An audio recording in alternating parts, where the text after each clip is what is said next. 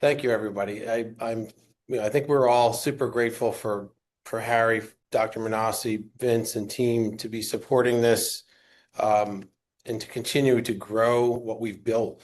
So let's tell you a little bit about it. I mean, the whole concept of this call is there's probably many who have been invited that are well aware of what we're doing.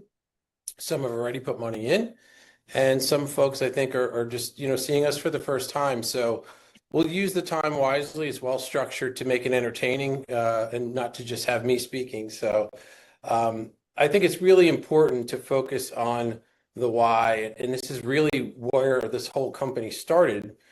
It was a confluence of life experience. My father became addicted to pain medication after a kidney surgery and a car accident, which all was in one fell swoop. And it became, I think, a life in the 80s, all the way through till his passing, where he was addicted to painkillers, which led to alcohol. And, you know, if you keep going.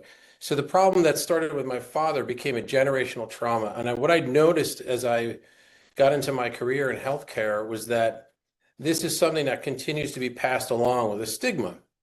Often people will say, well, if I have it, it's in my genes, it's in my blood. And that's not necessarily true. And we'll prove that through science today and talk a little bit about that with Dr. Dick and her science.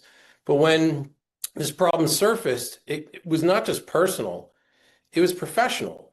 I was working in tech for 25 years and decided, well, I'm in healthcare. I've been in software for all this time, helped build and sell startups, built corporate divisions, worked for the CEO of SAP's office. Why can't we step in front of this problem and take it head on? Well, I needed a partner, right? And my partner was Dr. Danielle Dick from Rutgers Addiction Research Center. So Danielle's going to come on in a minute or so to talk about the science. But what we want you to be very clear on is that we're focusing on a very large problem. We'll get to the numbers next, but we're also looking at the humanity and the combination of opportunities for all of us to come together. We all know, I think the word trillion was used already several times, but the biggest word is this orange word in the middle. It's opportunity. It's a societal opportunity for all of us to continue to fund this type of work to get back into society, a generational traumatic experience that can be avoided and eliminated.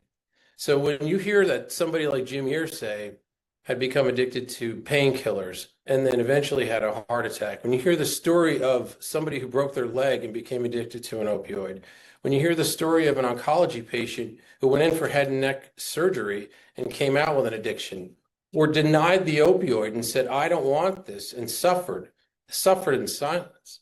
These are all very clear indicators of a massive problem that we've come to find. In a few minutes, we're going to get to the markets and show you where we're focusing. But for right now, we want to jump right into Dr. Dick, if you could share a bit about the science and how we are getting ahead of this problem.